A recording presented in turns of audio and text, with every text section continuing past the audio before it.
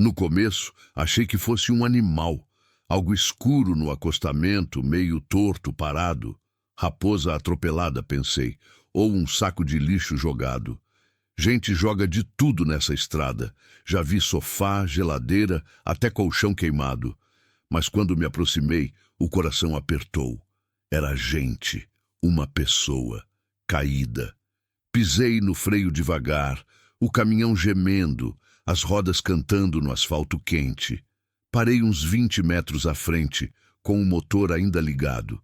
Fiquei olhando pelo retrovisor, tentando entender o que era aquilo. Uma mulher, jovem, deitada de lado, com a cabeça apoiada no braço, como se tivesse desabado ali e não conseguido levantar. Roupa simples, jeans e camiseta clara, pés descalços, cabelo escuro espalhado na poeira. Não tinha carro perto, não tinha mochila, não tinha nada. Só ela. E se você está aqui vendo a minha história, é porque não foi por acaso. Então comenta aí de qual cidade você me assiste e se inscreve no canal para me dar uma força. Desliguei o motor. O silêncio ficou ainda maior. Desci da cabine devagar, sentindo o calor do chão subir pelas solas das botas. O sol já estava baixo, mas ainda mordia a pele como brasa. Comecei a andar em direção a ela. Foi quando vi os escorpiões. Não era um, eram vários, pequenos, amarelados, quase da cor da terra, saindo de buracos nas pedras, de frestas no chão seco, movendo as pinças devagar, erguendo a cauda fina como agulha. Eles vinham na direção dela. O corpo dela irradiava calor, e escorpião é atraído por calor. Senti o suor descer pelas costas. Ela não se mexia. Respirava, dava para ver o peito subindo e descendo bem devagar, mas não reagia a nada. Estava desacordada, talvez desidratada, talvez pior. E os escorpiões se aproximavam. Um deles já estava a menos de um palmo do ombro dela, outro vindo pela perna, mais dois saindo debaixo de uma pedra logo atrás. Eu parei. A estrada ensina uma coisa: não se envolva. Pare para trocar pneu, pare para comer, pare para dormir, mas não pare por gente. Gente traz problema. Gente te mete em confusão. Gente some com sua carga, te acusa, te atrasa, te coloca em encrenca. Já tinha visto isso acontecer. Um colega meu parou para ajudar um cara na BR-153, lá no Tocantins. O cara entrou no caminhão, puxou faca, levou tudo. Meu colega ficou 3 dias andando a pé até achar ajuda. Quase morreu. Perdeu o emprego. Nunca mais foi o mesmo. Eu podia voltar para o caminhão, ligar o motor, seguir viagem, deixar aquilo para trás. Ninguém ia saber. Ninguém ia me julgar. Mas eu sabia. Eu já tinha ido embora uma vez quando alguém precisava de mim. Foi num domingo de manhã, 12 anos atrás. Minha filha mais nova, a Amanda, tinha me ligado chorando. Disse que a mãe tinha saído, que ela estava com medo, que queria que eu fosse lá. Eu estava carregado, atrasado, com prazo para entregar em São Paulo. Disse para ela que não dava, que eu ligava depois. Nunca liguei. Quando voltei, 3 semanas depois, a Amanda nem quis me ver. Olhou para mim como se eu fosse um estranho, e era isso que eu era. Um estranho que aparecia de vez em quando, cheirando a diesel e cansaço, pedindo perdão sem saber direito do quê. Ela cresceu longe de mim. E eu aceitei isso como castigo. Olhei para a jovem no chão, para o escorpião levantando a cauda, para as pinças se abrindo devagar. Não, não de novo. Corri até o caminhão. Peguei a barra de ferro que eu usava para calçar roda quando o macaco falhava. Pesada, sólida, fria mesmo com aquele calor todo. Voltei correndo, mas pisando com cuidado, sem fazer movimento brusco. Escorpião não ataca se você não ameaçar, mas se você pisar perto, se você fazer barulho demais, ele levanta a cauda e injeta o veneno antes que você perceba. Eu sabia disso. Meu tio morreu picado por escorpião. Foi rápido. Dor insuportável, convulsão, parada cardíaca. Nem deu tempo de chegar no hospital. Respirei fundo. Comecei a bater a barra no chão, não perto deles, mais longe. criando vibração. Barulho seco, repetido, metálico. O som ecoava no silêncio da estrada. Os escorpiões pararam. As caudas baixaram um pouco. Continuei batendo. 1, 2, 3, 4. Ritmo constante. A terra tremia, a poeira subia. Eles começaram a recuar. Devagar, mas recuaram. Voltei para o caminhão, liguei os faróis. A luz forte estourou na estrada vazia, iluminando tudo. Escorpião não gosta de claridade direta. Prefere sombra, frescor, esconderijo. Mais um recuou. Depois outro. Bati de novo no chão, mais perto agora. Mais alto. O último escorpião, aquele que estava quase tocando o ombro dela, ergueu a cauda uma última vez. Ficou parado, pinças abertas, como se estivesse decidindo. Segurei a respiração. Ele virou para o lado e desapareceu entre as pedras. Larguei a barra de ferro e me ajoelhei ao lado dela. Toquei o pulso. Fraco, mas tinha batimento. A pele estava quente demais. Seca, lábios rachados. Ela tinha andado muito. Tinha se perdido, ou fugido, ou sido abandonada. Não importava. Ela estava viva e eu não ia deixar ela morrer. Peguei ela no colo. Era leve, leve demais, e levei até a cabine. Ajeitei no banco do carona, inclinei o encosto, coloquei a garrafa de água nos lábios dela. Ela engoliu um gole, depois outro. Os olhos se mexeram por baixo das pálpebras, mas não abriram. Liguei o motor e segui devagar. Não tinha sinal de celular, não tinha posto, não tinha nada naquele trecho. Só terra, sol e silêncio. Rodei mais 20 quilômetros até o celular pegar uma barrinha. Liguei para o SAMU, expliquei onde eu estava, o que tinha acontecido. Eles mandaram eu seguir até o posto da PRF, mais 15 quilômetros à frente. Disseram que iam mandar ambulância. Quando cheguei, 2 policiais já estavam esperando. Fizeram perguntas, anotaram tudo, olharam para mim com aquela desconfiança de sempre, como se eu tivesse feito alguma coisa errada. Mas não tinha nada errado. Eu só tinha parado. A ambulância chegou 10 minutos depois. Levaram ela. Um dos enfermeiros olhou para mim e disse: mais meia hora e ela não estava mais aqui. Não respondi. Fiquei parado, vendo a ambulância sumir na estrada. Pensei em ir embora. Voltar para o caminhão, continuar a viagem, esquecer aquilo tudo, mas não consegui. Fui até o hospital. Pequeno, estrutura simples, cheiro de desinfetante e café velho. Sentei numa cadeira de plástico e esperei. 2 horas depois, uma médica apareceu. Disse que a jovem estava estável. Desidratação severa, exaustão, mas sem ferimentos graves. Ia ficar internada por uns dias. Ela falou alguma coisa? Perguntei. Ainda não. Tá confusa. Mas vai ficar bem. Agradeci e levantei para ir embora. Ei, a médica me chamou. Você salvou a vida dela. Balancei a cabeça. Só parei. Ela sorriu de um jeito triste. A maioria não para. Voltei para o caminhão quando já era noite. Sentei na cabine, olhando o céu escuro, as estrelas começando a aparecer. Acendi um cigarro, mas não fumei. Só segurei, vendo a brasa queimar devagar. Pensei na Amanda, na ex-esposa, nas escolhas que fiz, nas vezes que não parei. E pensei naquela jovem. Não sabia o nome dela. Não sabia de onde vinha. Não sabia porque estava ali, sozinha, no meio do nada. Mas sabia uma coisa. Daquela vez, eu tinha parado. E isso significava alguma coisa. Joguei o cigarro fora, deitei no banco e fechei os olhos. Amanhã eu voltaria. Só para saber se ela estava bem. Só para ter certeza.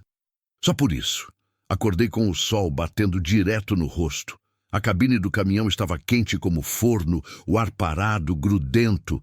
Meu pescoço doía de ter dormido torto encostado na porta. Tinha uma marca vermelha no braço do lugar onde apoiei a cabeça a noite toda. Olhei para o relógio no painel. 6:30 da manhã. Já devia estar na estrada há 2 horas. A carga que eu levava era de ração para Anápolis. Prazo de entrega. Hoje, 12:00. Se eu saísse agora, dava tempo. Apertado, mas dava. Só precisava ligar o motor, engatar a marcha e ir embora. Fiquei sentado, olhando pela janela suja. O estacionamento do hospital era pequeno, cercado por árvores baixas e um muro descascado. Tinha 3 carros velhos parados, um cachorro dormindo debaixo de uma sombra e uma mulher varrendo a calçada com uma vassoura gasta. Tudo quieto, tudo devagar. Peguei o celular. 3 mensagens do patrão perguntando onde eu estava. Uma ligação perdida. Não respondi. Ainda não. Precisava pensar. Desci da cabine.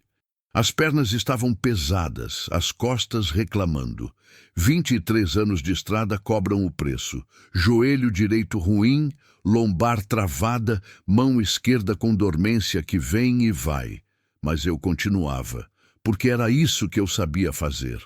Entrei no hospital. O cheiro me acertou logo na porta. Álcool, remédio, café requentado. As paredes eram amarelas, descascadas em alguns cantos. O chão de cimento brilhava de tão encerado, mas tinha rachaduras por todo lado. Uma televisão velha passava jornal sem som numa sala de espera vazia. Fui até a recepção. A moça atrás do balcão tinha cara de quem não dormiu direito. Devia ter uns 20 e poucos anos. Cabelo preso num rabo de cavalo. Uniforme branco amarrotado. Bom dia. Falei, tirando o boné. Vim saber da moça que trouxeram ontem, a que estava desidratada. Ela me olhou de cima a baixo. Reparou nas botas sujas de poeira, na camisa amassada, no cheiro de cigarro e diesel que eu sabia que estava grudado em mim. Senhor, é parente? Não. Fui eu que trouxe ela. A moça digitou alguma coisa no computador velho que chiava baixinho. Ela está estável. No quarto 6. Mas ainda não acordou direito. Posso ver ela? Ela hesitou. Só família. Moça, eu não conheço a família dela. Nem sei se ela tem. Só quero saber se ela está bem. A recepcionista suspirou. Olhou para os lados, viu que não tinha ninguém por perto. 5 minutos, só olhar. Não pode ficar. Agradeci com a cabeça e segui pelo corredor. O quarto 6 era no fim. Porta entreaberta. Luz fraca entrando pela janela pequena. Tinha 2 camas, mas só uma ocupada. Ela estava deitada de lado, coberta até o peito com um lençol branco fino. O cabelo escuro espalhado no travesseiro. O rosto ainda pálido, mas não tanto quanto ontem. Tinha um soro no braço esquerdo, pingando devagar. Respirava tranquila. Fiquei parado na porta, só olhando. Não sabia por que tinha voltado. Não fazia sentido. Eu tinha feito minha parte. Tirei ela da estrada, liguei para o SAMU, esperei até a ambulância chegar. Pronto. Fim. Agora era com os médicos, com a polícia, com quem quer que fosse. Eu devia estar em Anápolis, mas ali estava eu. Quem é o senhor? A voz me fez virar. Era uma enfermeira, mais velha, uns 50, talvez 60. Óculos de armação grossa, cabelo grisalho preso num coque. Olhos cansados, mas atentos. Josias, fui eu que achei ela na estrada. A enfermeira assentiu devagar, como se isso explicasse tudo. Ela teve sorte. Tá melhor? Tá. Hidratada, sinais vitais estáveis. Mas ainda não falou muito. Só o nome. Ou acho que é o nome. Qual? Ana. Ana. Simples assim. Curto. Direto. Podia ser verdade. Podia ser mentira. Não importava. Ela disse mais alguma coisa? Pediu água. Perguntou onde estava. Ficou assustada quando viu que era hospital. Quis sair. Tivemos que acalmar ela. Assustada por quê? A enfermeira me olhou com aquele jeito que profissional de saúde tem. Meio desconfiado, meio cansado de ver tragédia. Moça sozinha, sem documento, sem pertence, desacordada no meio do nada? Não precisa ser muito esperto para imaginar. Fugindo de alguém, pensei. Ou de alguma coisa. A polícia sabe. Sabe. Vieram ontem. Vão voltar hoje. Olhei para ela de novo. Para o rosto magro, para os lábios rachados, para as mãos finas sobre o lençol. Devia ter uns 20 e poucos anos, a idade da Amanda. Posso falar com ela quando acordar? A enfermeira cruzou os braços. Pode, se ela quiser. Agradeci e saí. Voltei para o estacionamento. Liguei para o patrão. Ele atendeu no segundo toque, já berrando. Josias, que porra é essa? Você tá onde? Tive um problema. Problema? Que tipo de problema? Pessoal? Pessoal? Você tem prazo, rapaz? A carga tinha que estar em Anápolis agora. Eu sei. Então vem. Não dá. Ainda não. Silêncio do outro lado. Depois uma respiração funda, tipo quem tá segurando a raiva. Josias, você tá me testando? Não, só preciso de mais um dia. Um dia? Você acha que eu tenho prazo de esperar? Que o cliente vai aceitar desculpa esfarrapada? Você vai perder essa entrega. E se perder, você tá fora. Eu sei. Sabe? E mesmo assim tá me ligando para dizer que não vem? É. Outro silêncio. Mais longo. Pesado. Tá bom, Josias. Tá bom. Vou mandar outro motorista buscar a carga aí. E quando você voltar, a gente conversa. Mas adianto, não vai ser conversa boa. Ele desligou. Guardei o celular no bolso. Senti o peso da decisão cair em cima de mim como um caminhão carregado. 23 anos de estrada. Nunca tinha faltado. Nunca tinha abandonado carga. Nunca tinha colocado nada na frente do trabalho. Até agora. Voltei para o hospital. Sentei numa cadeira de plástico na sala de espera. Peguei uma revista velha, mas não li. Só fiquei ali, esperando. Passou 1 hora. 2. O movimento aumentou um pouco. Gente chegando, gente saindo, criança chorando, velho tossindo, enfermeira chamando nome no corredor. 3 horas. A enfermeira de antes apareceu na porta. Ela acordou. Levantei rápido demais. O joelho reclamou. Posso? Pode, mas devagar. Ela ainda tá fraca. Voltei pro quarto 6. Dessa vez a porta estava toda aberta. Ela estava sentada na cama, encostada na cabeceira, com o lençol puxado até a cintura. O soro ainda no braço. O cabelo caído no rosto. Quando me viu, os olhos arregalaram. Olhos castanhos, fundos, assustados. Calma, falei parando na porta.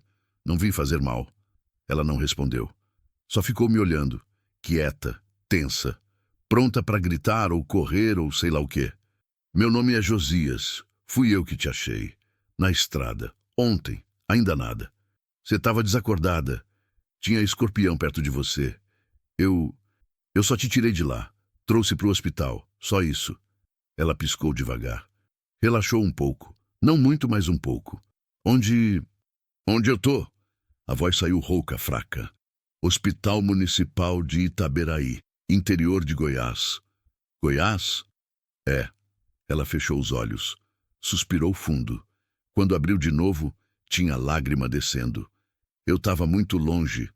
Longe de onde? Ela balançou a cabeça. Não importa. A enfermeira disse que seu nome é Ana. Ela olhou para mim. Depois desviou o olhar. É. Mentira. Eu sabia. Ela também sabia que eu sabia. Mas deixei passar. Você tá fugindo de alguém, Ana? Silêncio. Eu não vou te entregar. Nem vou te julgar. Só quero saber se você tá em perigo. Ela enxugou o rosto com as costas da mão. Eu tô bem. Agora. E antes? Antes eu não tava. O que aconteceu? Ela me olhou direto nos olhos. E naquele olhar tinha uma tristeza tão funda, tão pesada, que eu senti um aperto no peito. O senhor não precisa se preocupar comigo. Eu sei, mas eu tô preocupado mesmo assim. Por quê? Boa pergunta. Por que mesmo? Eu podia ter ido embora. Podia ter seguido viagem. Podia ter deixado ela lá na estrada para os escorpiões, para o sol, para a morte. Mas não deixei. E agora estava ali, sentado num hospital vagabundo no meio do nada, conversando com uma estranha que nem o nome verdadeiro quis me dizer. Por quê? Porque falei devagar. Eu já fui embora antes e me arrependi. Ela ficou quieta. Depois assentiu, como se entendesse. O senhor tem família? Perguntou baixinho. Tinha. O que aconteceu? Eu escolhi a estrada. E se arrependeu todo dia. Ana, ou seja lá qual fosse o nome dela, me olhou com uma tristeza diferente agora. Não só dela, minha também. Então a gente é parecido, disse. Como assim? A gente foge. Só que o senhor foge para frente e eu fugi para trás. Não soube o que responder. Ela se ajeitou na cama, puxou o lençol, olhou pela janela. Eu saí de Fortaleza faz 5 dias. Peguei carona, muita carona. Com caminhoneiro, com carro de família, com gente que nem olhava para minha cara. Eu só queria sumir, ir para longe, para onde ninguém me achasse. Por quê? Porque eu fiz uma coisa ruim. Que coisa? Ela não respondeu logo. Respirou fundo. Apertou as mãos, uma na outra. Eu estava com um cara. A gente morava junto. Ele era ruim comigo. Batia, xingava, me trancava em casa, dizia que eu não prestava, que eu era burra, que ninguém ia me querer. Sentia a raiva subir. Conhecida, velha. A mesma que sentia quando via notícia de violência, de covardice, de homem que bate em mulher. E o que você fez? Eu fugi, de madrugada. Peguei o pouco que tinha e saí. Ele não estava em casa. Eu sabia que quando ele voltasse, ia me matar. Então eu vim para cá, pro interior, para longe. Pensei que aqui ele não ia me achar. E achou? Não sei, mas eu tenho medo que ache. A polícia sabe? Sabe, mas ele conhece gente, tem amigo que trabalha lá. Eles nunca fizeram nada, nunca. Respirei fundo, fechei os olhos, contei até 5. E como você acabou desmaiada na estrada? Eu estava andando. Faz 2 dias que eu não comia direito. Bebia água de posto, de torneira, de onde dava. Dormi na beira de estrada, debaixo de árvore. Ontem de manhã peguei a última carona. Um senhor que me deixou num trevo. Eu desci e comecei a andar. E não lembro mais nada. Só acordei aqui. Ela olhou para mim com os olhos cheios de lágrima. O senhor me salvou. Balancei a cabeça. Eu só parei. Mas o senhor parou. E isso significa tudo.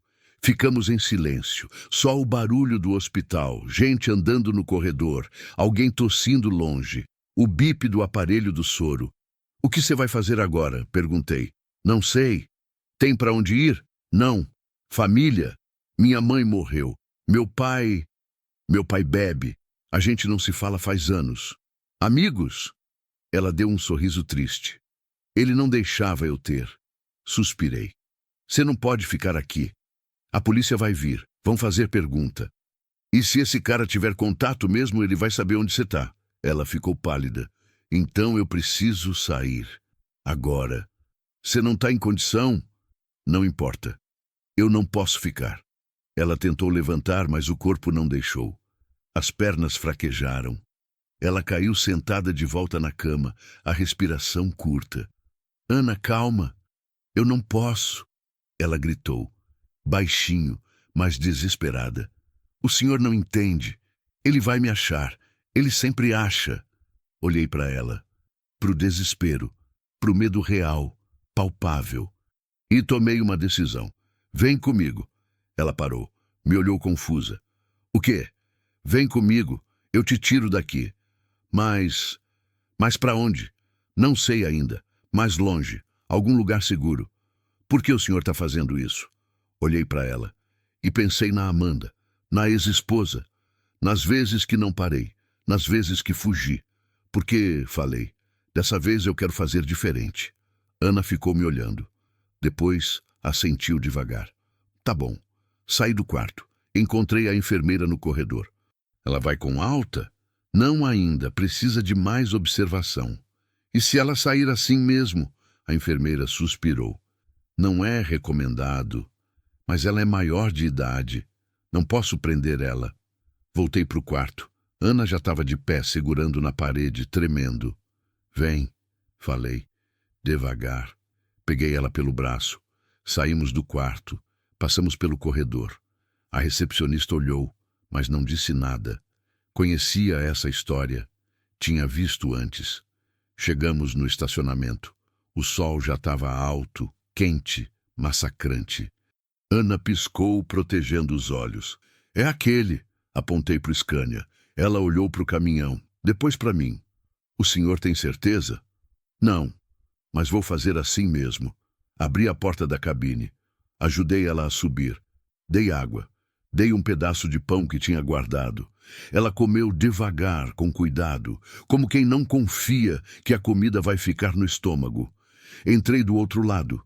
Liguei o motor. O Scania roncou forte, familiar, reconfortante. Para onde a gente vai? Ela perguntou. Olhei para a estrada à frente. Vazia, longa, cheia de possibilidades. Longe, respondi, e saí dirigindo. Não sabia o que ia acontecer. Não sabia se estava fazendo certo. Não sabia se ia me arrepender. Mas, dessa vez, eu tinha parado. E ia continuar parando, até onde fosse preciso. Rodamos em silêncio por quase 1 hora. Ana ficou encolhida no banco do carona, olhando pela janela com os olhos vidrados. Não perguntou para onde íamos. Não reclamou do calor. Não disse nada. Só ficou ali, quieta, como se tivesse medo que qualquer palavra quebrasse o momento e fizesse tudo desmoronar. Eu também não falei. Mantive os olhos na estrada, as mãos no volante, a cabeça tentando processar o que tinha acabado de fazer. Peguei uma mulher que mal conhecia, tirei ela de um hospital, coloquei no meu caminhão e estava fugindo. Porque era isso que eu estava fazendo. Fugindo. Dela, do passado dela, do cara que batia nela, da polícia que não fazia nada. E de mim mesmo. Porque se eu parasse para pensar direito, ia perceber que aquilo era loucura. Eu tinha perdido o emprego, ou ia perder, dava no mesmo. Tinha largado uma carga no meio do caminho. Estava rodando sem destino, sem plano, com uma estranha que nem o nome verdadeiro tinha me dito. Mas não parei para pensar, porque se parasse, ia voltar atrás. E não queria voltar. A estrada continuava vazia. Gó 164. Dando lugar à BR-070. Asfalto quente rachado em alguns trechos, liso demais em outros. Cercas de arame farpado dos dois lados, pasto seco, gado magro pastando devagar. De vez em quando passava uma placa velha, desbotada, anunciando cidade pequena. Itaguaru, Jaraguá, Uruana. Nomes que soavam como promessa de lugar simples, esquecido. Lugar onde ninguém procurava ninguém. O senhor tem fome? Ana perguntou de repente, a voz baixa, quase um sussurro. Olhei para ela. Estava com a mão no estômago, a cara ainda pálida. Tenho. E você? Tenho. Mas eu não quero parar em lugar cheio. Entendi.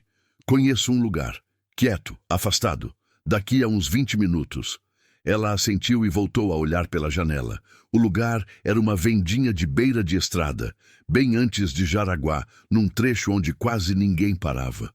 Dona Marlene, a dona, era uma senhora gorda de uns 70 anos, que vendia marmita caseira, café coado na hora e pão de queijo que derretia na boca. Eu parava lá sempre que passava por aquela região. Ela me conhecia, sabia meu nome. Perguntava da vida. Nunca cobrava caro. Estacionei o caminhão na sombra de um pé de manga. Desliguei o motor.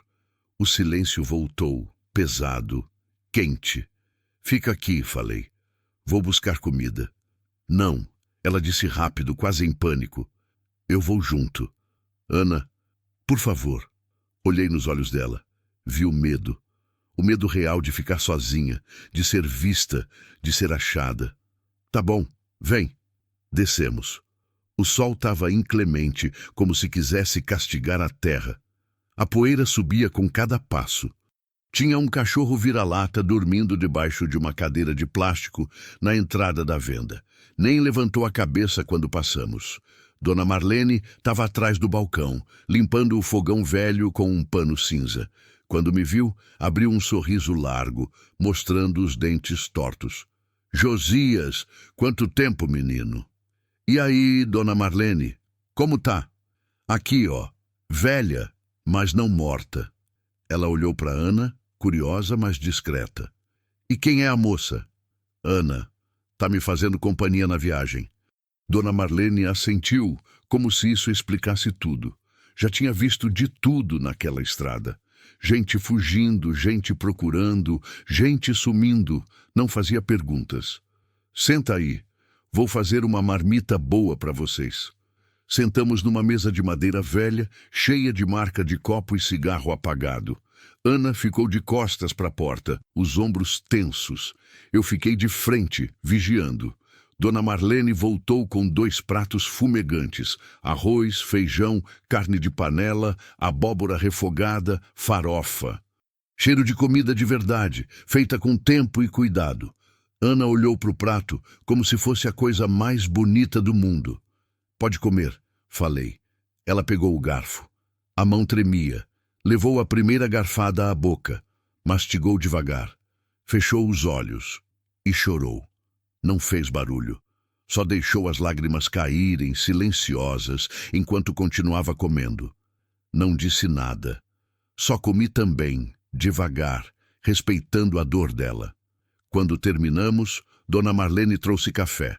Forte, doce, quente. Obrigada, Ana disse baixinho. De nada, filha. Dona Marlene olhou para mim. Josias, você sabe onde vai? Ainda não. Então vai com cuidado. Tem temporal previsto para hoje à tarde. Olhei pela janela. O céu ainda estava claro, mas lá longe, bem longe, tinha uma nuvem escura se formando. Vou ter cuidado. Paguei a conta. Dona Marlene não quis aceitar o dinheiro todo. Leva, compra alguma coisa para a moça. Roupa, remédio. Ela está precisando. Agradeci. Voltamos para o caminhão. Quando liguei o motor, Ana perguntou: para onde a gente vai, Josias? Primeira vez que ela falava meu nome. Sou estranho. Bom, mas estranho. Pensei em Goiás Velho, cidade pequena, turística. Tem pensão barata. A gente pode ficar uns dias, até você se recuperar. E depois? Depois a gente vê. Ela assentiu. O senhor vai ficar comigo? Por enquanto, sim. Por quê? Suspirei. Porque eu preciso. Precisa de quê? De fazer alguma coisa certa. Ela ficou quieta. Depois disse: o senhor não me conhece, não sabe se eu estou falando a verdade, não sabe se eu não vou roubar o senhor ou pior. Eu sei. Então por que confia em mim? Olhei para ela. Eu não confio. Ela piscou, confusa. Mas eu estou aqui, com você, indo para lugar nenhum. Então acho que não é sobre confiar, é sobre tentar. Ana me olhou por um tempo longo. Depois virou de novo para a janela. Tá bom, sussurrou. Rodamos mais 2 horas. O céu foi escurecendo aos poucos. As nuvens pesadas se juntando como exército pronto para a guerra. O vento começou a soprar mais forte, balançando o caminhão, trazendo cheiro de chuva. Quando chegamos perto de Goiás Velho, já estava caindo as primeiras gotas. Grossas, pesadas, batendo no para-brisa como pedra. Em 5 minutos, virou dilúvio. Não dava para ver nada. Só água. Água descendo do céu, subindo do chão, embaçando tudo. Reduzi a velocidade. Liguei o limpador no máximo. Não adiantou. Josias, Ana disse, a voz apertada. Tá tudo bem, só preciso achar um lugar para parar. Mas não tinha lugar. A estrada era estreita, sem acostamento decente. Dos 2 lados, só mato e barranco. Continuei dirigindo devagar, muito devagar, tentando enxergar alguma coisa. Foi quando ouvi o barulho, um estrondo surdo, grave, vindo de baixo. O caminhão puxou para a direita. Merda, murmurei. O que foi? Pneu furou. Encostei como deu. Desliguei o motor. A chuva martelava em cima da cabine como tambor ensandecido.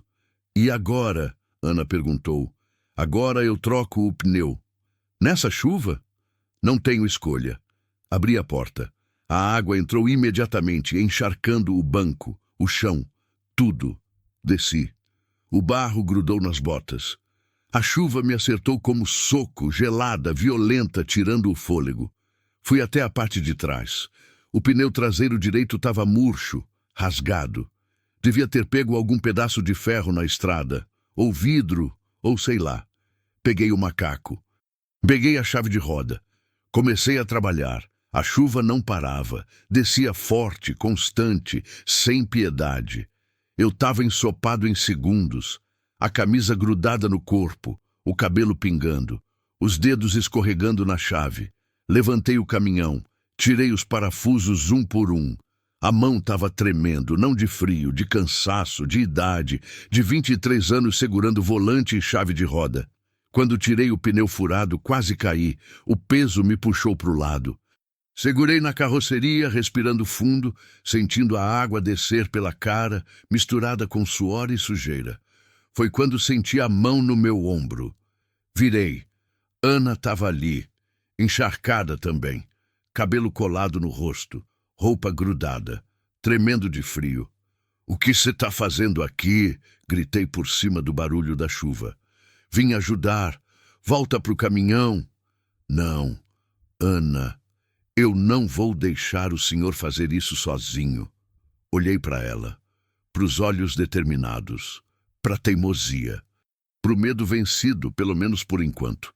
"Tá bom", falei. "Segura aqui." Dei a chave para ela. Peguei o pneu reserva. Juntos, encaixamos. Apertamos os parafusos. Baixamos o macaco. Levou 20 minutos. 20 minutos debaixo de chuva pesada, fria, que não dava trégua. Quando terminamos, eu estava sem ar. As costas doíam, os dedos formigavam. Mas estava feito. Voltamos para a cabine. Fechamos as portas. Ficamos ali, pingando, tremendo, respirando pesado. "Obrigado", falei. "De nada." Olhei para ela. Para o cabelo molhado, para a roupa encharcada, para os lábios roxos de frio.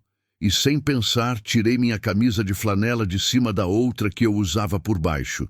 Sequei o rosto dela com cuidado. Depois, coloquei a flanela nos ombros dela. "Põe isso. Tá gelada." Ela segurou a camisa, me olhou de um jeito diferente. "Por que o senhor está fazendo isso tudo?" Não era a primeira vez que ela perguntava, mas dessa vez a resposta foi diferente. "Por quê?" falei devagar. "Quando minha filha tinha 20 anos, ela me ligou pedindo ajuda. E eu disse que estava ocupado. Disse que ligava depois. E nunca liguei. Ela cresceu achando que eu não me importava. E talvez ela tivesse razão. Mas agora eu tenho a chance de fazer diferente. Com você, não é a mesma coisa. Eu sei. Você não é minha filha. Mas talvez eu possa fazer por você o que não fiz por ela." Ana ficou quieta. Depois disse: "Ela ainda está viva?" "Tá. Então ainda dá tempo." "De quê?" "De ligar." Balancei a cabeça. "Ela não vai atender." "O senhor já tentou?" Não respondi. Porque não tinha tentado. Não de verdade. Tinha inventado desculpa. Tinha deixado para depois. Tinha fugido. Como sempre. "Eu vou tentar", falei. "Um dia, quando eu tiver coragem." Ana assentiu. "E eu vou tentar também." "Tentar o quê?" "Recomeçar." Liguei o motor. A chuva continuava, mas menos violenta agora. Dava para ver a estrada. Dava para continuar. "Então vamos", falei. "Para onde?" "Para frente." E segui dirigindo. A chuva foi diminuindo aos poucos. Quando chegamos em Goiás Velho, já era quase noite. A cidade velha, colonial, iluminada por lampiões amarelados, ruas de pedra, casas antigas, igreja no alto do morro. Parei numa pensão simples. Dona Cida, a dona, era uma senhora baixinha, de uns 60, que falava rápido e ria fácil. Alugou 2 quartos pequenos, lado a lado, com cama de solteiro e chuveiro que demorava para esquentar. "Fica à vontade", ela disse. "Café da manhã está incluso." Agradeci. Subi as escadas com Ana atrás de mim. Parei na porta do quarto dela. "Descansa. Amanhã a gente vê o que faz." Ela hesitou. Depois perguntou: "O senhor vai embora?" "Não, tô no quarto do lado." "Promete?" Olhei nos olhos dela, vi o medo de acordar sozinha, de novo, como sempre. "Prometo." Ela assentiu. Entrou no quarto, fechou a porta devagar. Fui pro meu quarto. Tirei a roupa molhada. Tomei banho. A água quente queimou as costas, mas aliviou a dor. Me deitei na cama. Olhei para o teto rachado. Ouvi a chuva lá fora, mais fraca agora, quase um sussurro. Peguei o celular. Olhei para os contatos. Achei o nome, Amanda. Fiquei olhando. O dedo pairando sobre o botão de ligar. Não liguei. Ainda não.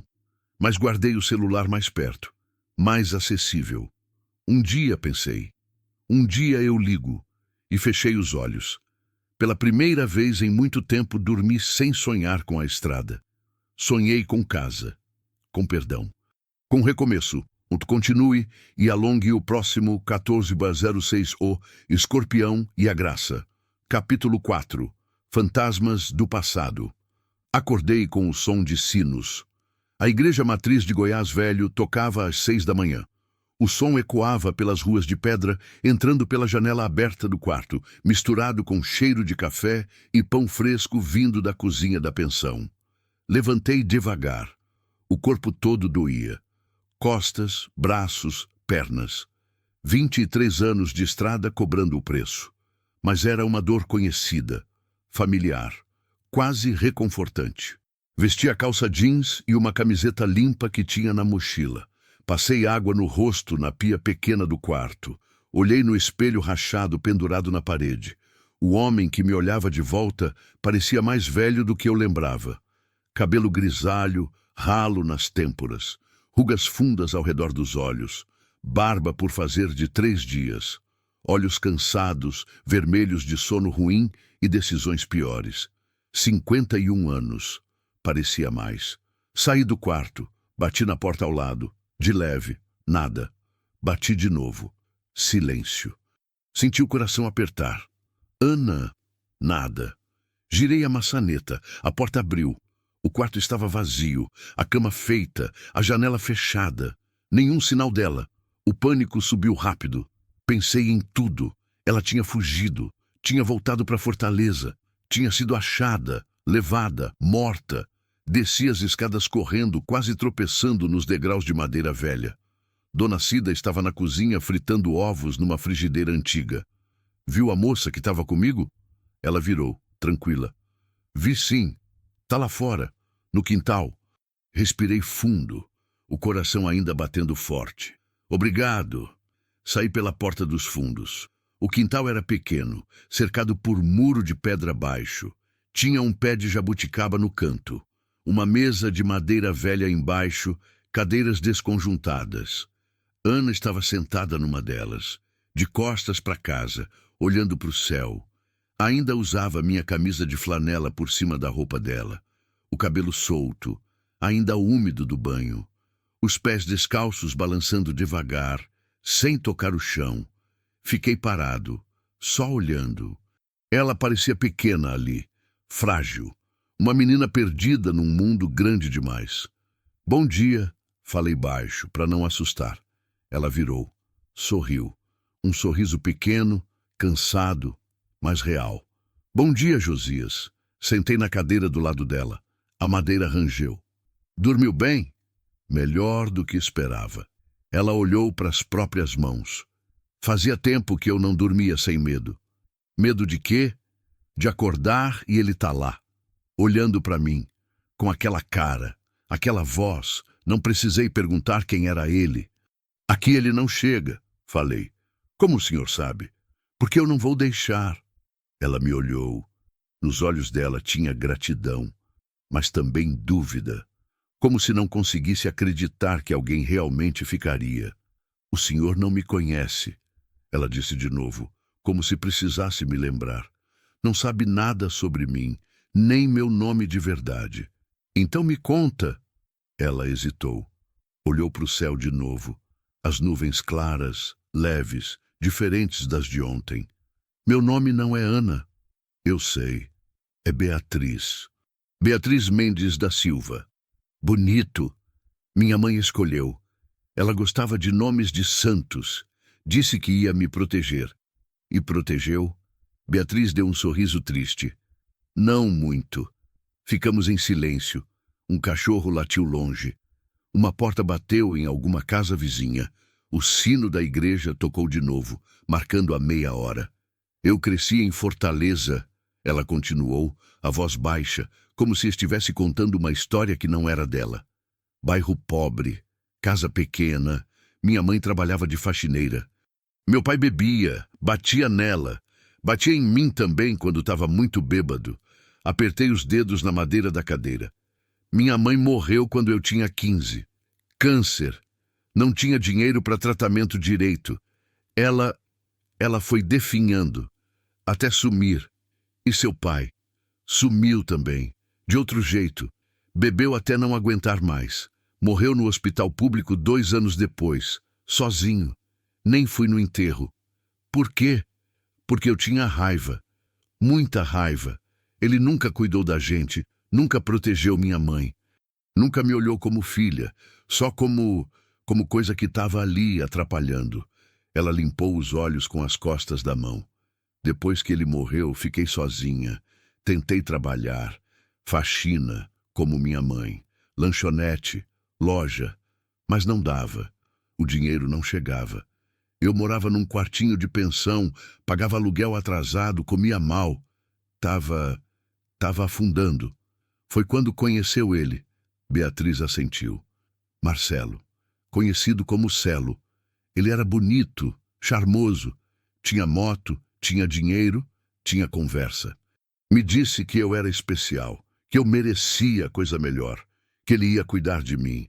E você acreditou. Eu quis acreditar, porque eu estava cansada de lutar sozinha. E ele parecia a resposta, sabe? Sabia, conhecia essa história. Tinha visto antes, mulher vulnerável, homem prometendo o mundo. E no fim, só sobrava dor. No começo foi bom, ela continuou. Ele me tirou da pensão, me levou para morar com ele, num apartamento pequeno, mas melhor do que onde eu estava. Comprou roupa para mim, me levava para sair, parecia que eu tinha achado alguém, mas mudou rápido. Começou com ciúme, perguntando onde eu estava, com quem eu falava. Depois veio a possessividade, dizendo que eu não podia sair sem ele, que eu não podia trabalhar, que meu lugar era em casa esperando ele. Ela respirou fundo, tremendo. E então veio a violência. Fechei os olhos. Começou com empurrão, depois tapa, depois soco. Ele dizia que era minha culpa, que eu provocava, que se eu não fosse tão burra, tão inútil, ele não precisava fazer aquilo. Você tentou sair? Tentei. 3 vezes. Nas 3 ele me achou, me trouxe de volta, me bateu pior. Disse que se eu tentasse de novo, me matava. E eu acreditei. Mas fugiu mesmo assim. Beatriz olhou para mim, os olhos vermelhos, mas firmes. Porque eu percebi uma coisa: se eu ficasse, ia morrer. Talvez não no dia seguinte, ou no outro. Mas um dia, ele ia bater forte demais. Ou eu ia desistir de viver. Dava no mesmo. Como conseguiu sair? Ele viajou, disse que ia buscar não sei o que em Juazeiro do Norte. Ficaria 3 dias fora. Eu esperei ele sair. Peguei o pouco que tinha. Roupa, documento, R$ 300 que eu tinha guardado escondido. E saí. Para onde? Para qualquer lugar. Só precisava ser longe. Peguei ônibus até Sobral. De Sobral, carona até Teresina. De Teresina, mais carona. Fui descendo, até chegar aqui, até desmaiar naquela estrada. Ela me olhou. E aí o senhor apareceu. Fiquei quieto, processando tudo, a história, a dor, a coragem. Você acha que ele está procurando você? Tenho certeza, ele não deixa nada ir embora. Principalmente eu. Para ele eu sou propriedade. Você fez boletim de ocorrência? Fiz 2 vezes, não deu em nada. Ele conhece gente, policial, advogado, e eu sou ninguém. Pobre, sem família, sem nada. Minha palavra não vale. A raiva voltou, fervendo, conhecida. Vale sim, não nesse mundo. Ela tinha razão. Eu sabia, tinha visto, tinha ouvido histórias, mulher apanhando, denunciando e nada acontecendo, até o dia que aparecia morta, e aí todo mundo fingia surpresa. Beatriz, falei devagar, eu não vou deixar ele te achar. Como o senhor vai impedir? O senhor é um caminhoneiro, não é polícia, não é advogado, não pode fazer nada. Posso ficar, e vou ficar. Ela balançou a cabeça. Até quando? O senhor tem vida, tem trabalho, tem... Eu não tenho nada. Cortei. Perdi o emprego ontem. Não tenho casa, não tenho família que fale comigo. Só tenho o caminhão. E tempo, muito tempo. Mas eu passei 23 anos fugindo. Das pessoas, das responsabilidades, de mim mesmo. E onde isso me levou? Aqui, sozinho, vazio. Então, talvez agora seja a hora de parar de fugir e começar a enfrentar. Beatriz ficou me olhando. Depois disse, baixinho, o senhor é uma pessoa boa, Josias. Não sou, mas estou tentando ser. Dona Cida apareceu na porta da cozinha. Café tá pronto. Levantamos, entramos. A mesa pequena da pensão estava posta. Pão, manteiga, bolo de fubá, café quentinho, leite, queijo. Sentamos. Comemos devagar. Beatriz comeu com apetite dessa vez. Sem medo, sem pressa. Foi quando meu celular tocou. Olhei. Número desconhecido. Alô? Silêncio do outro lado. Depois uma voz. Masculina. Grave. Calma demais. É o Josias? Quem quer saber? Um amigo. Não tenho amigos que eu não conheço. Mas tem conhecidas, né? A voz ficou mais fria. Tipo a Beatriz, meu sangue gelou. Beatriz me olhou, viu minha cara, ficou pálida. Quem é você? Perguntei a voz dura. Alguém que está procurando o que é meu. E parece que você está escondendo. Ela não é sua, é sim, e eu vou buscar. Tenta, risos do outro lado, baixos, ameaçadores. Gostei de você, velho, tem coragem. Mas coragem não salva ninguém. Eu sei onde vocês estão e vou chegar. Pode ser hoje, pode ser amanhã, mas vou chegar. E quando eu chegar, você vai se arrepender de ter se metido. Vem, tô esperando. Tá avisado. A ligação caiu. Fiquei olhando para o celular, a mão tremendo. Não de medo, de raiva. Era ele? Beatriz perguntou, a voz quebrando. Era. Como ele achou a gente? Não sei, mas achou. Dona Cida olhava pra gente, confusa, assustada. Tá tudo bem? Tá. Menti. Só vamos precisar sair mais cedo do que pensei. Algum problema? Nada que eu não resolva. Paguei a conta. Peguei as coisas. Beatriz fez o mesmo, mecânica, em choque. Subimos no caminhão. Pra onde agora? Ela perguntou, a voz fina. Não sei, mas longe. Liguei o motor. Saí de Goiás Velho pelas ruas estreitas de pedra. O sino da igreja tocou de novo, como despedida. Peguei a estrada, não sabia para onde ir. Só sabia que precisava continuar, porque parar agora significava ser achado, e ser achado significava perder. E eu não ia perder, não dessa vez. Olhei para o retrovisor. A cidade sumindo. A estrada se abrindo. E mais longe, bem mais longe, uma moto. Escura, rápida, vindo na nossa direção. A moto aparecia e sumia no retrovisor. Longe ainda, talvez 2, 3 quilômetros atrás. Mas vindo, constante, inexorável. Apertei o acelerador. O Scania gemeu, acelerando devagar. Caminhão não dispara como carro. Subi de 60 para 70, 75. O motor roncando mais alto, as engrenagens reclamando. Beatriz percebeu. É ele? Perguntou, a voz apertada. Não sei, mas não vou esperar para descobrir.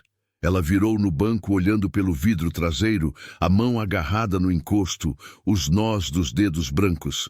Josias, se for ele, não vai chegar perto. Eu prometo. Mas eu sabia que promessa não para bala, não para homem violento, não para obsessão. A estrada era reta naquele trecho, BR-070, sentido Goiânia. Asfalto bom, pouco movimento. Só nós, a moto lá atrás, e o sol subindo devagar no céu claro. Olhei para os lados, procurando saída, desvio, alguma coisa. Nada. Só pasto seco, cerca de arame, gado parado na sombra rala de árvores mortas. A moto se aproximou. Agora dava para ver melhor. Preta, grande. 2 pessoas em cima, o piloto e mais alguém atrás. Tem 2 pessoas, Beatriz disse, a voz tremendo. Ele trouxe alguém. Pode não ser ele. É, eu sei que é. A moto acelerou. Cortou a distância rápido. 1.500 metros. 1.800. Meu coração batia forte. Suor escorria pelas costas. Segurei o volante com força, tentando pensar.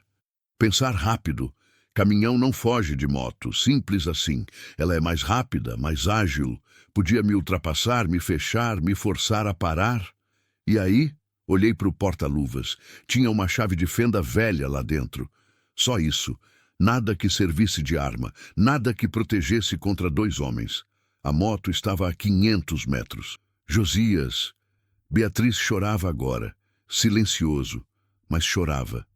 Me desculpa por ter te metido nisso. Para com isso.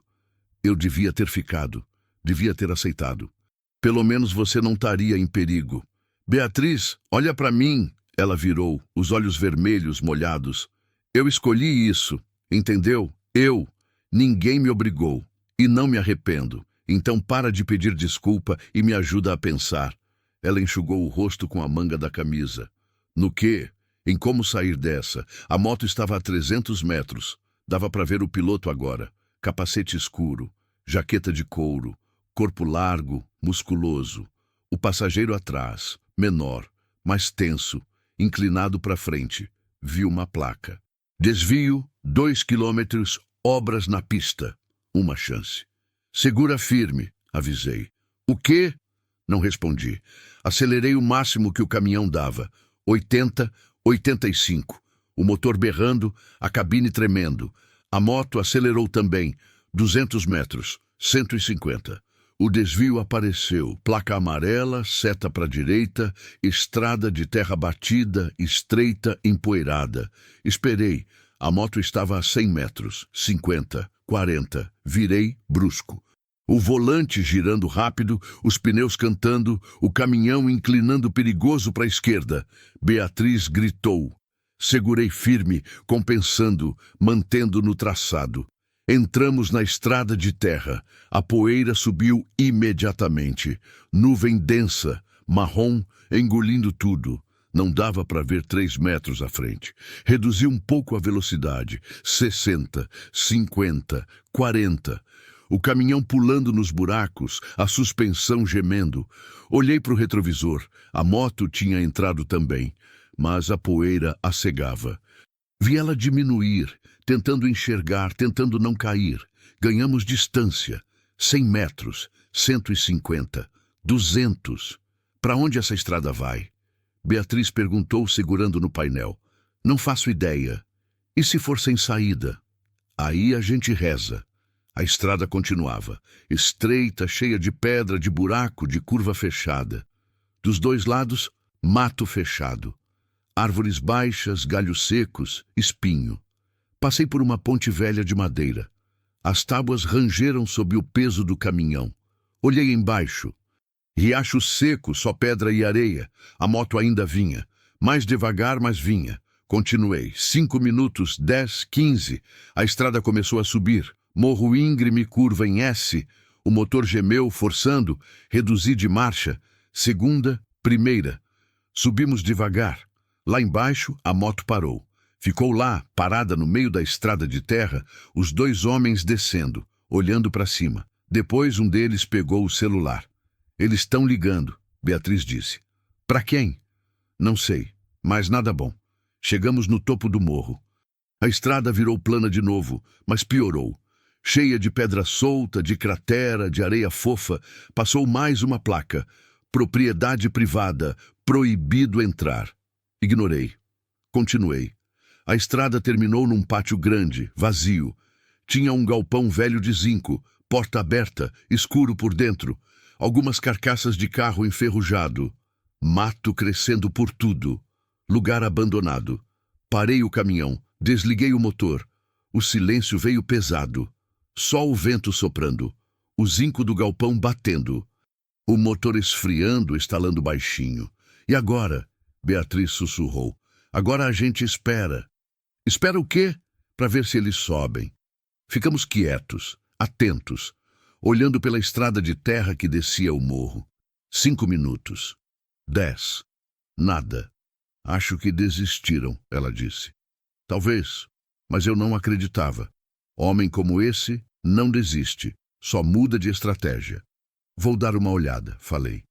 Não, fica aqui. Não dá. Preciso saber se eles foram embora ou se estão esperando lá embaixo. E se tiverem? Aí a gente pensa em outra coisa. Desci da cabine. O calor bateu forte. 12:00, sol a pino, sem sombra. Caminhei até a borda do morro. Olhei para baixo. A estrada vazia. A moto tinha sumido. Voltei para o caminhão. Foram embora, falei. Beatriz não pareceu aliviada. Ou foram buscar reforço. Pode ser. Então o que a gente faz? Olhei ao redor. Pro galpão, pros carros velhos, pro mato. A gente fica aqui um pouco, até escurecer.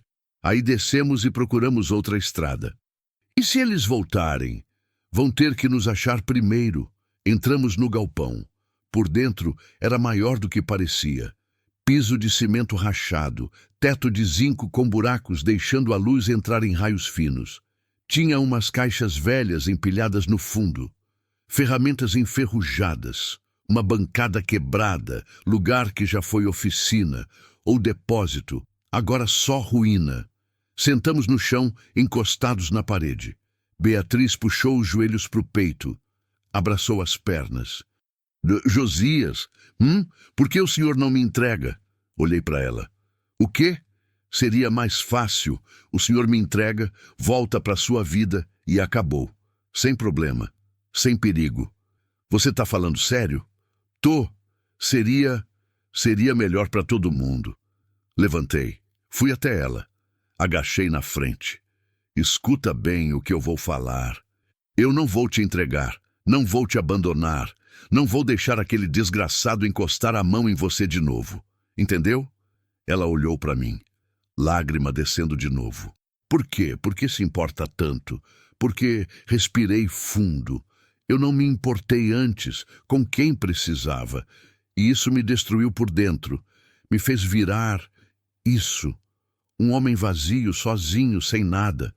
E talvez eu não consiga mais consertar o que quebrei. Mas posso tentar não quebrar de novo. Com você. Aqui. Agora. Beatriz jogou os braços ao meu redor. Abraçou forte. Chorou no meu ombro. Soluços fundos, desesperados, de quem segurou tempo demais.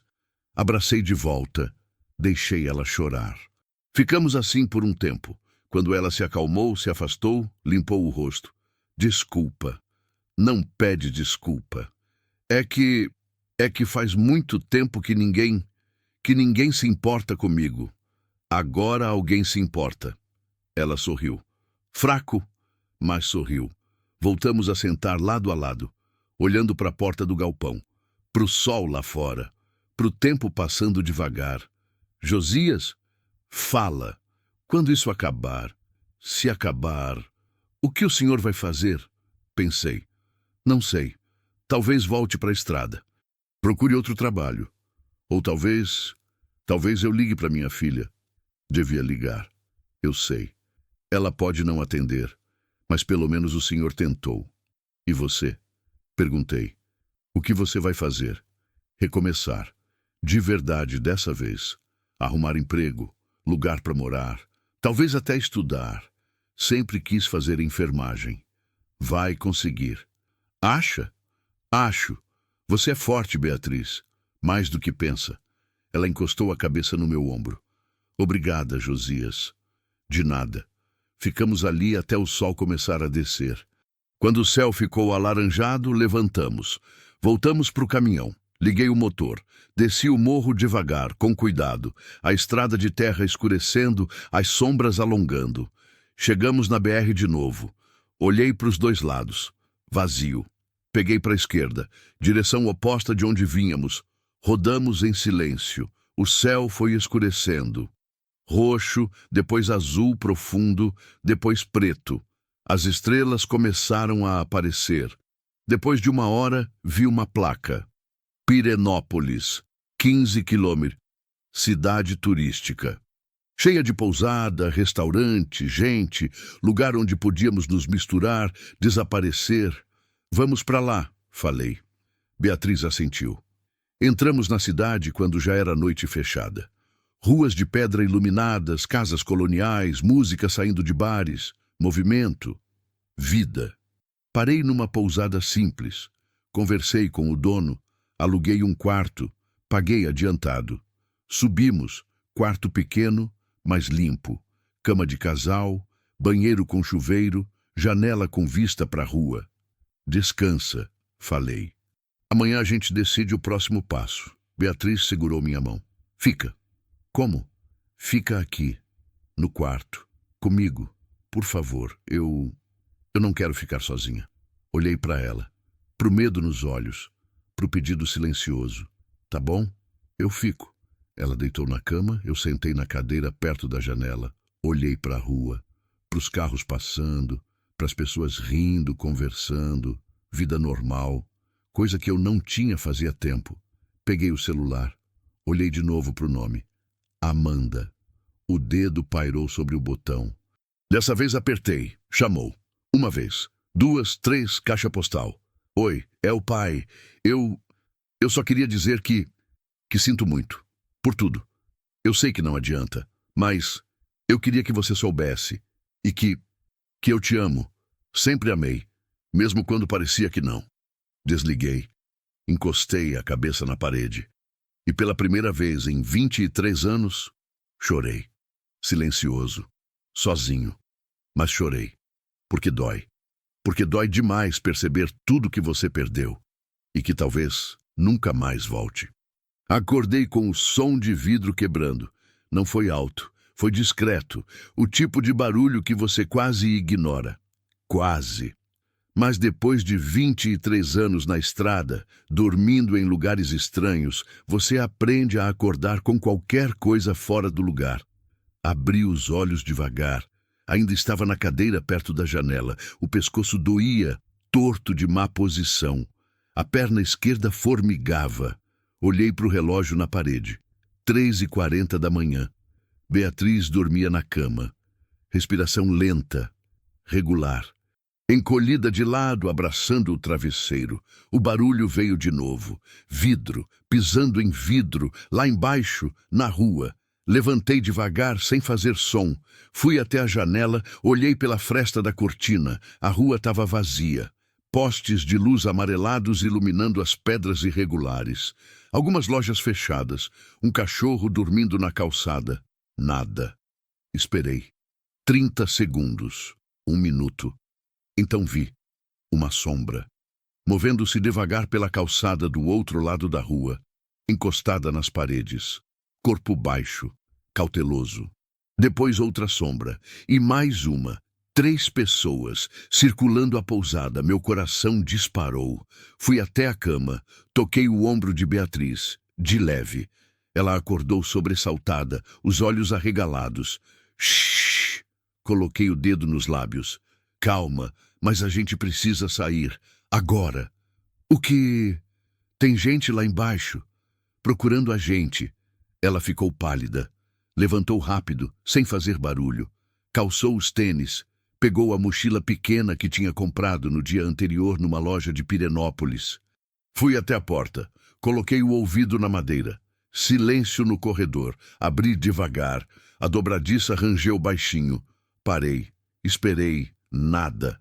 Saímos. O corredor estava escuro. Só uma luzinha de emergência no fim. Cheiro de madeira velha e sabão. Tinha 2 opções.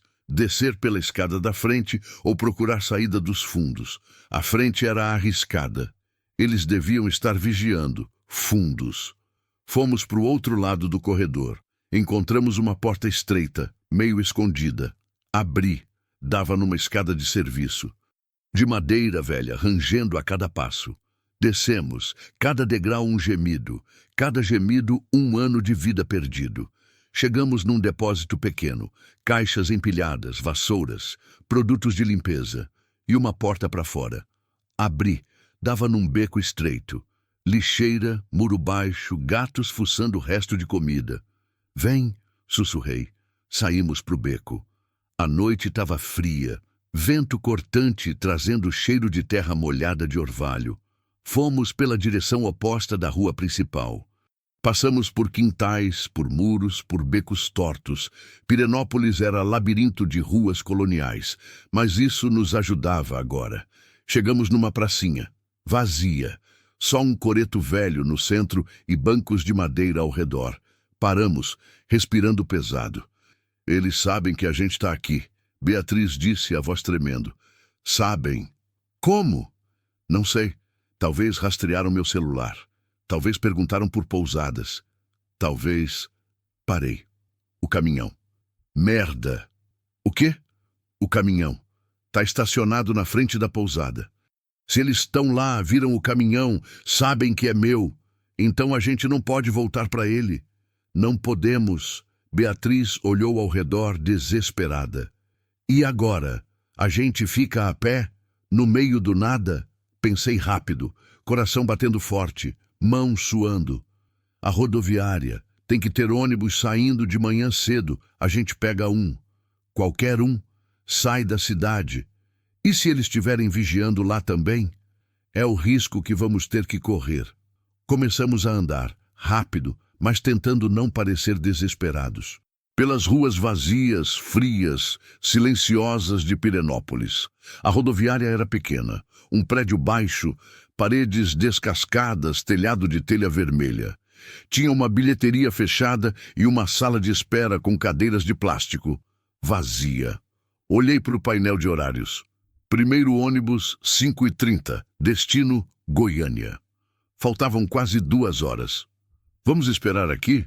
Beatriz perguntou. Não, muito exposto. Olhei ao redor.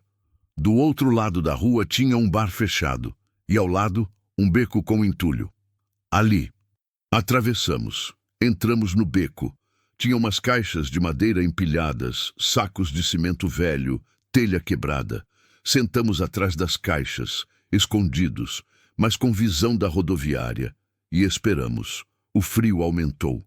Beatriz tremia. Tirei minha jaqueta, coloquei nos ombros dela. Obrigada, ela sussurrou. De nada. Ficamos em silêncio. Só o vento, só o frio, só o medo. Josias? A gente vai morrer? Olhei para ela. Para os olhos grandes, assustados, molhados. Não. Como sabe? Porque eu não vou deixar. Ela segurou minha mão, apertou. Eu confio no Senhor. Não sabia se devia, mas não disse nada. As horas passaram devagar, dolorosas. Cada minuto uma eternidade. 4 horas, 4h30, 5. A cidade começou a acordar, luz acendendo em casas distantes. Cachorro latindo, galo cantando longe. 5h15. Um carro parou na frente da rodoviária. Saíram 2 homens. Meu sangue gelou. Um deles era grande, largo, cabeça raspada, tatuagem no pescoço. O outro menor, magro, nervoso. Eles olharam ao redor, conversaram baixo. Depois um acendeu cigarro e ficou na porta da rodoviária. O outro foi dar uma volta pela praça em frente, vigiando. São eles, Beatriz sussurrou apavorada. Eu sei. O que a gente faz? Espera. Espera o quê? Uma chance. 5h25. Um ônibus entrou na rodoviária. Velho, barulhento, fumacê preta saindo do escapamento. O motorista desceu. Homem velho, barrigudo, boné sujo. Foi até a bilheteria. Abriu a porta. Acendeu as luzes. Os 2 homens se aproximaram, conversaram com ele, mostraram alguma coisa. Foto, talvez. O motorista balançou a cabeça. Não viu ninguém. Os homens se afastaram. Voltaram para os postos. Um na porta, outro na praça. Eles vão revistar quem entrar no ônibus, falei. Então não tem como. Tem. Só precisa de distração. Que tipo de distração? Olhei ao redor. Pro entulho, pras caixas, pras telhas.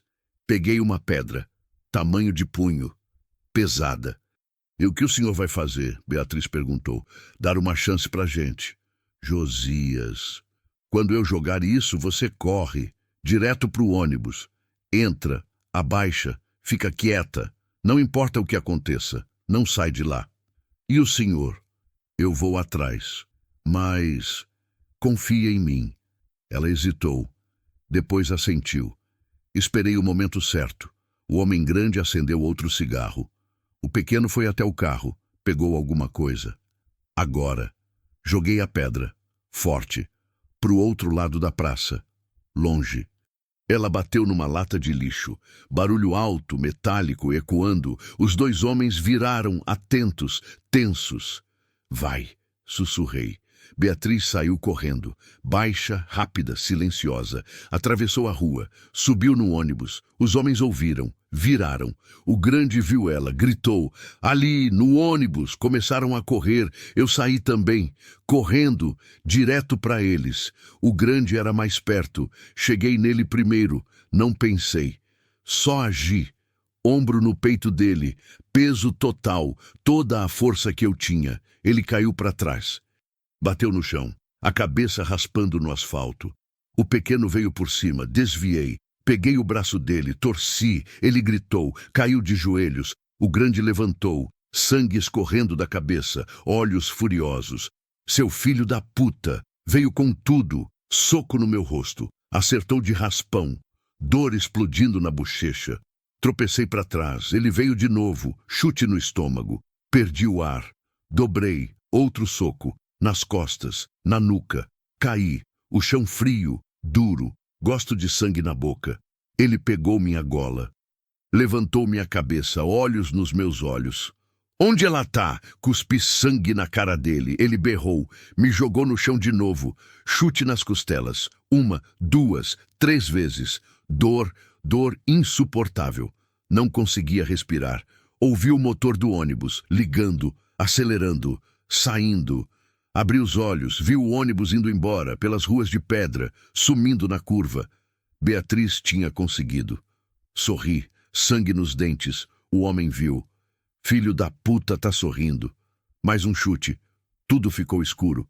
Acordei no hospital. De novo, cheiro de álcool, luz branca, bip de monitor. Tentei me mexer. Dor explodiu no corpo todo. Calma, uma voz disse. Virei a cabeça. Enfermeira. Jovem, preocupada. Onde eu tô? Hospital Municipal de Pirenópolis. Você foi espancado. Alguém ligou pro SAMU. Quanto tempo? 6 horas. Você estava inconsciente. Tentei sentar. A dor me derrubou de volta. Não force. Você tem 2 costelas rachadas. Concussão leve. Hematomas por todo o corpo. Eu preciso ir embora. Não pode, precisa ficar em observação. Não, preciso ir. Agora. Ela hesitou. A polícia quer falar com você. Fechei os olhos. Claro que queriam. A porta abriu. Entrou um policial. Farda amarrotada. Cara cansada. Josias Santos da Silva? Sim. Sou o delegado Cardoso. Preciso que me conte o que aconteceu. Fui assaltado. Por 2 homens? Sim. Eles levaram alguma coisa? Não. Eu reagi. Apanhei. Ele me olhou, desconfiado. Testemunha disse que você protegeu alguém. Uma moça que subiu num ônibus. Não respondi. Quem era ela? Ninguém. Josias, se você tá protegendo alguém, não tô. Só quero sair daqui. Ele suspirou. Tá bom. Mas qualquer problema, a gente volta a conversar. Saiu. Fiquei sozinho. Peguei o celular, tela rachada, mas funcionava. Uma mensagem, número desconhecido. Cheguei, obrigada. B. Encostei a cabeça no travesseiro. Ela tinha conseguido. Tava segura, por enquanto. Fechei os olhos e deixei a dor me levar de volta ao escuro. Porque dor era melhor que medo, e muito melhor que arrependimento. Saí do hospital 3 dias depois, contra a recomendação médica, contra o bom senso. Mas não podia ficar. Cada hora ali era uma hora exposto, vulnerável, fácil de ser achado. As costelas ainda doíam a cada respiração. O olho esquerdo tinha ficado roxo, inchado, quase fechado. Tinha cortes no rosto que ainda não tinham cicatrizado direito. Mancava da perna direita, onde tinha levado um chute que deixou o músculo todo roxo. Mas estava vivo, e isso já era mais do que eu merecia. O caminhão ainda estava onde eu tinha deixado, na frente da pousada, coberto de poeira, intacto, surpreendentemente. Talvez os caras não quisessem chamar atenção. Talvez só tivessem interesse em Beatriz. Subi na cabine devagar, cada movimento uma tortura. Liguei o motor. O Scania roncou familiar, reconfortante. Casa, a única casa que eu tinha. Antes de sair, peguei o celular. Reli a mensagem de Beatriz. Cheguei, obrigada. B. Não tinha mandado mais nada. Não tinha dito onde estava, e era melhor assim. Quanto menos eu soubesse, menos podia contar se alguém perguntasse. Mas eu precisava saber se ela estava bem. Digitei. Você está segura? Esperei. A resposta veio 2 minutos depois. Tô em lugar diferente, longe. Como está o senhor? Vivo, machucado, mas vivo. Me desculpa por tudo. Não precisa. Eu escolhi isso. Mesmo assim. Obrigada por tudo que fez. O senhor salvou minha vida, de verdade. Fiquei olhando para a mensagem. Não sabia o que responder. Digitei, cuida-se, qualquer coisa me avisa. Vou cuidar, prometo. E o senhor também, por favor. Prometo. Não mandei mais nada. Guardei o celular. Saí de Pirenópolis pelas mesmas ruas de pedra que tinha entrado. A cidade acordava devagar. Lojas abrindo. Gente varrendo calçada. Vida normal continuando, indiferente à violência da noite anterior. Peguei a BR-070, sem destino certo, só dirigindo, porque era isso que eu sabia fazer. Dirigir, fugir, continuar. Rodei a manhã toda. O corpo doía, mas a estrada acalmava. O ronco do motor, o asfalto passando, o vento entrando pela janela. Parei num posto perto de Alexânia. Abastecer, comer alguma coisa. O frentista olhou para mim com cara de susto. Tá tudo bem, chefe? Tô, só enche o tanque. Entrei na lanchonete, pedi café e pão com ovo. A moça que serviu também olhou para o meu rosto machucado, mas não perguntou nada. Gente que trabalha em posto de beira de estrada aprende a não perguntar. Sentei numa mesa de fórmica velha. Bebi o café devagar. Quente, forte. Amargo. Bom, olhei pela janela. Carros passando, caminhões parando, vida em movimento, sempre em movimento, nunca parada. Peguei o celular de novo, olhei para os contatos. Amanda. Ela não tinha respondido a mensagem de voz que deixei, não tinha ligado de volta, nada. E eu não esperava que respondesse, mas tinha tentado. E isso significava alguma coisa. Terminei de comer, paguei, voltei para o caminhão, liguei o motor e fiquei ali, parado, olhando para a estrada à frente. Para onde agora? Não tinha emprego, não tinha casa, não tinha ninguém esperando. Só tinha o caminhão e a estrada. E pela primeira vez em 23 anos, isso não parecia suficiente. Peguei o celular, liguei para um número que não ligava fazia tempo. Atendeu no 3º toque. Alô? A voz era familiar, rouca, velha. Tião? É o Josias. Silêncio. Depois, Josias? Caralho, rapaz, pensei que estava morto. Quase. Que houve? Longa história. Sempre é. Cadê cê tá? Goiás. Alexânia. E o que cê quer? Emprego. Tião riu, uma risada curta, áspera. Emprego? Pensei que você trabalhava com o Arnaldo. Trabalhava, não trabalho mais. Ele te mandou embora? Mais ou menos. Josias, cê é um bosta mesmo, né? Sou. Outra risada. Tá bom. Tenho uma carga para entregar em Palmas. Prazo apertado. Ninguém quer pegar. Se você aceitar, é sua. Aceito. Nem perguntou quanto paga. Não importa. Tá precisando mesmo, né? Tô. Beleza. Vem pra Goiânia. Amanhã de manhã, 7 horas. Traz seu caminhão. A carga já tá pronta. Vou tá lá. E Josias? Que foi? Não me deixa na mão. Essa é a última chance que eu te dou. Eu sei. Até amanhã. Desligou. Guardei o celular. Respirei fundo. As costelas reclamaram. Pelo menos tinha trabalho. Temporário, mas tinha. E era um começo. Passei a noite num motel de beira de estrada. Barato, sujo, barulhento, mas tinha cama e chuveiro quente. Tomei banho devagar, a água queimando os machucados. Lavei o sangue seco do cabelo, limpei os cortes do rosto. Me olhei no espelho embaçado. O homem que me olhava de volta era um estranho, marcado, quebrado, mas ainda de pé. Deitei na cama dura, tentei dormir. Não consegui. Ficava pensando em Beatriz, onde ela estava, se estava segura mesmo, se ia conseguir recomeçar. Pensava em Amanda. Na voz dela na caixa postal, no silêncio depois. Pensava em mim, no que tinha sido, no que tinha me tornado, no que ainda podia ser. O celular vibrou. Mensagem. Peguei. Era de Amanda. Meu coração parou. Abri. Oi, pai. Recebi sua mensagem. Demorei para responder porque não sabia o que dizer. Ainda não sei, mas obrigada por ligar, por falar, por tentar.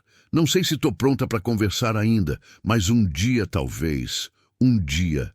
Lia e relia, as palavras borrando, porque estava chorando, de novo. Mas era diferente dessa vez. Não era só dor, era esperança também, pequena, frágil, mas ali, respondi. Tá bom, eu espero. O tempo que for preciso. Te amo. Enviei. Guardei o celular. E finalmente dormi. Cheguei em Goiânia às 6:30 da manhã.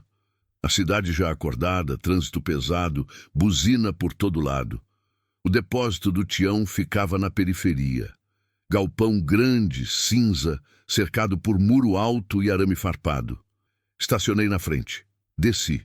Tião estava na porta. Baixo, gordo, careca. Cigarro pendurado no canto da boca. Josias, que porra aconteceu com sua cara? Discordância de opinião. O outro ficou pior? Ficou. Ele riu. Entra, vamos acertar os detalhes. Entramos no escritório. Pequeno, bagunçado, cheiro de fumaça e café velho. Tião pegou uma pasta. Entregou para mim. Carga de peças automotivas. Destino, Palmas.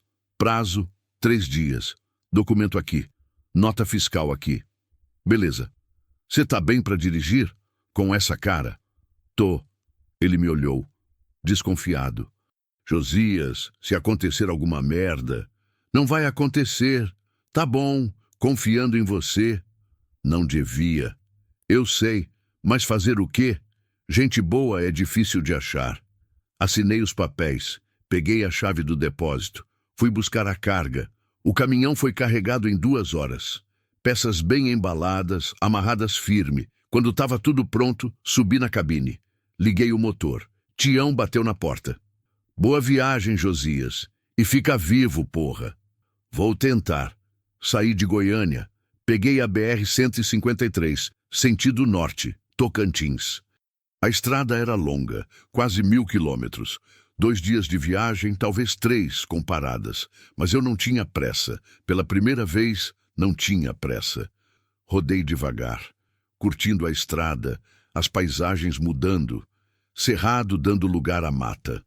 Morro virando planície. Parei num restaurante em Porangatu. Comida aquilo, caseira, boa. Sentei sozinho numa mesa perto da janela. Comi arroz, feijão, frango, salada. No meio da refeição, o celular vibrou. Beatriz. Josias. Consegui emprego. Numa padaria. É simples, mas é começo. E achei um quartinho para alugar. Pequeno, mas é meu. Tô feliz, assustada, mas feliz. Queria que soubesse. Sorri. Doeu no rosto machucado, mas sorri. Respondi. Fico feliz por você. Você merece. Merece tudo de bom. O senhor também merece, Josias. Não esquece disso. Guardei o celular, terminei de comer, paguei a conta e voltei para a estrada. O sol ia baixando, dourado, depois alaranjado, depois vermelho. O céu imenso, aberto, livre. E pela primeira vez em muito tempo, olhei para frente. Não para o retrovisor, não para o que ficou para trás, mas para frente, para o que ainda podia vir, para o recomeço, porque talvez não fosse tarde demais, talvez nunca fosse. Talvez a estrada ainda tivesse lugar para quem queria mudar, para quem tinha coragem de parar e de seguir de novo, de jeito diferente. Melhor, pensei no escorpião naquele dia, na estrada vazia, no ferrão erguido, na decisão, parar ou seguir. Eu tinha parado e tinha mudado tudo. Porque às vezes parar é mais corajoso que seguir. Às vezes, salvar alguém é se salvar também. E às vezes, no meio da estrada vazia, a gente encontra exatamente o que precisava, mesmo sem saber. A noite caiu, estrelas aparecendo uma a uma, milhões delas.